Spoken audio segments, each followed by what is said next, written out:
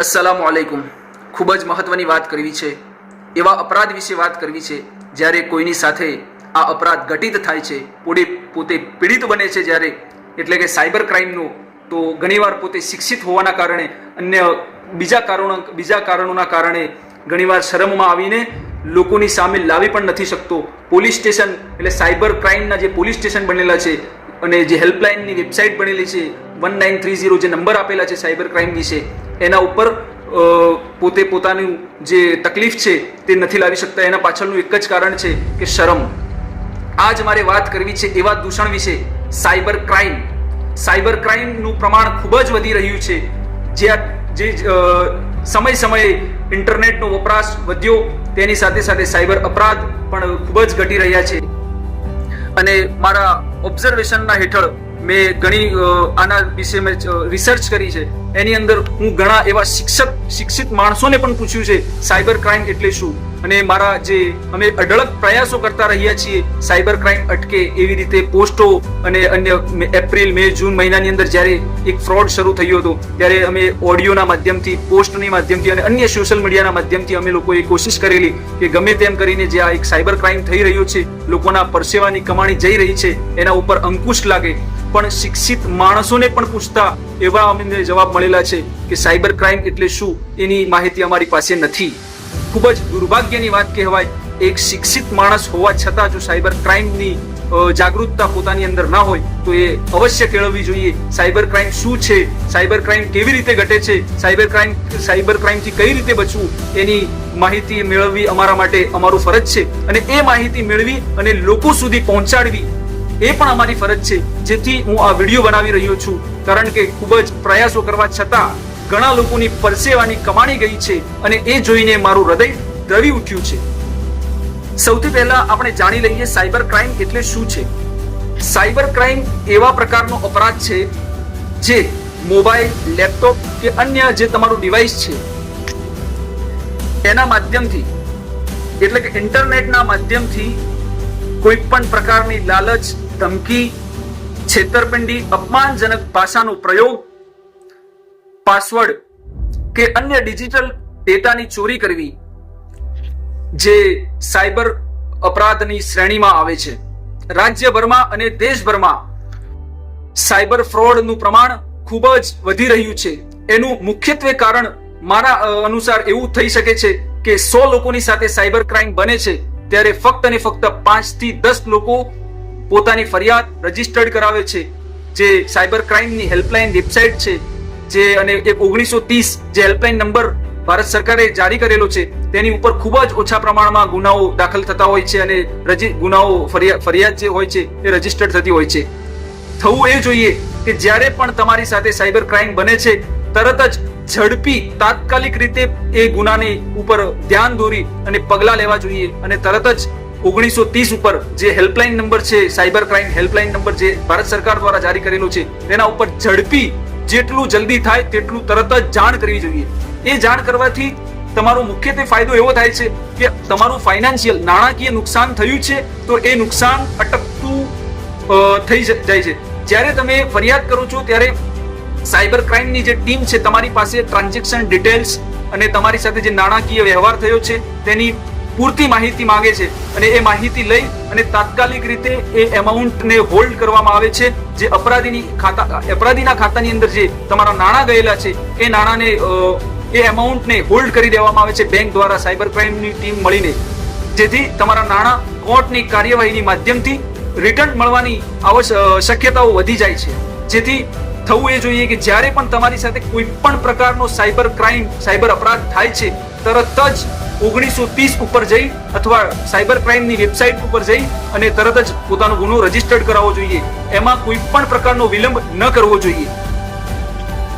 અને બીજી એક વાત એ છે કે બનાસકાંઠા જિલ્લાની અંદર હું એક ઘણા છેલ્લા 2 થી 3 મહિનાની અંદર હું એક ફ્રોડ જોઈ રહ્યો છું, જેમાં અલગ અલગ સંસ્થા, અલગ અલગ વોટ્સએપ ગ્રુપ્સ, અલગ અલગ ખાનગી માણસોના નામથી અને ટ્રસ્ટ અને કંઈ પણ જે ઓર્ગેનાઇઝેશન જે છે એમના નામથી એપીકે ફાઇલ બનાવીને અને અલગ અલગ નંબરો ઉપર ગ્રુપની અંદર જેટલા પણ સદસ્યો હોય એમના ઉપર જ મોબાઈલ ફોન હેક કરીને મોકલવામાં આવે છે।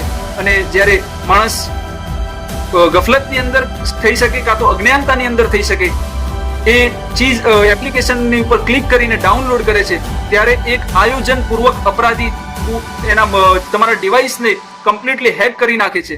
જ્યારે હેક કરે છે ત્યારે તમારા તમામ details, call details, WhatsApp details અને જે તમારા નાણાકીય જે ટ્રાન્ઝેક્શન થઈ રહ્યા છે, phone pay, Google pay, third party જેટલી પણ એપ્લિકેશન છે એની તમામ ડિટેલ્સ એ હેકર્સ જોવે છે, તમામ એક્સેસ મેળવે છે અને પછી તમારું નાણાકીય નુકસાન કરી બેસે છે. અને ઘણીવાર તો તમારા પ્રાઇવેસીને પણ નુકસાન કરી બેસે છે અને એ પ્રાઇવેસીના કારણથી તમને બ્લેકમેલ પણ કરી શકે છે અપરાધી. અને ઘણીવાર આવી રીતે જે સાયબર ક્રાઇમના ભોગ બને છે લોકો, ત્યારે મુખ્યત્વે એટલા માટે જ સાયબર ક્રાઇમની અંદર સાયબર ક્રાઇમ પોલીસ સ્ટેશનો બનેલા છે, 1930 હેલ્પલાઇન નંબર આપેલો છે અને જે વેબસાઇટ બનાવેલી છે ભારત સરકારે, તેની ઉપર રજીસ્ટર્ડ ગુનો ન કરવાનું કારણ એક જ હોય છે કે લોકો મારી મજાક બનાવશે. હું બધાને એક વાત કરવા માંગુ છું અને એક વિનંતી કરવા માંગુ છું, સાયબર ક્રાઇમ, સાયબર અપરાધ એવી વસ્તુ છે જે ગમે તેની સાથે બની શકે છે. શિક્ષિત હોય, ભણેલો ન હોય, બાળક હોય, યુવાન હોય, વડીલ હોય, મહિલા હોય, પુરુષ હોય, કોઈની પણ સાથે બની શકે છે. એટલે આમાં શરમાવાની કે ચિંતા કરવાની જરૂર નથી. તમારી સાથે સાયબર ક્રાઇમ બન્યો છે તો તાત્કાલિક રીતે સૌથી પહેલા પ્રાયોરિટી એવી હોવી જોઈએ કે જલ્દીથી જલ્દી સાયબર ક્રાઇમ હેલ્પલાઇનની અંદર ફોન કરી અને તેમની હેલ્પ લેવી જોઈએ. અને જે અત્યારે જે એપ્રિલ, મે, જૂન મહિનાની અંદર જે ફ્રોડ ચાલી રહ્યો છે તેની અંદર આપના વોટ્સઅપની અંદર કોઈ પણ મિત્ર દ્વારા અથવા અજાણ્યા નંબર દ્વારા કોઈ પણ એપીકે ફાઇલ, એપ્લિકેશન ફાઇલની કોઈ પીડીએફ ફાઇલ જેવું હોય છે જે એ અગર તમારી પર કોઈ પણ રીતે આવે છે તો તાત્કાલિક રીતે એને ડિલીટ કરો, અન્યથા તમારો ફોન હેક થઈ શકે છે. એટલે એને ફોરવર્ડ તો કરવો જ ન જોઈએ. અને અગર કોઈની અવેરનેસ માટે તમે ફોરવર્ડ કરો છો તો તેનો સ્ક્રીનશોટ લઈ ફોરવર્ડ કરો. એ ફાઇલને વધારે પડતો ફ્રોડ ત્યારે થાય છે કે એ તમને અવેરનેસ ફેલાવવા માટે જ્યારે તમે એ ચીજ વસ્તુને, એ એપ્લિકેશન મોડને તમે શેર કરો છો ત્યારે એ ઇનડાયરેક્ટ ગફલતની અંદર અથવા અજ્ઞાનતાની અંદર એ બીજો યુઝર્સ છે એ ઇન્સ્ટોલ કરી બેસે છે. અને એ મારી સાથે પણ થયું છે, એટલા માટે હું કહી રહ્યો છું આ વસ્તુ.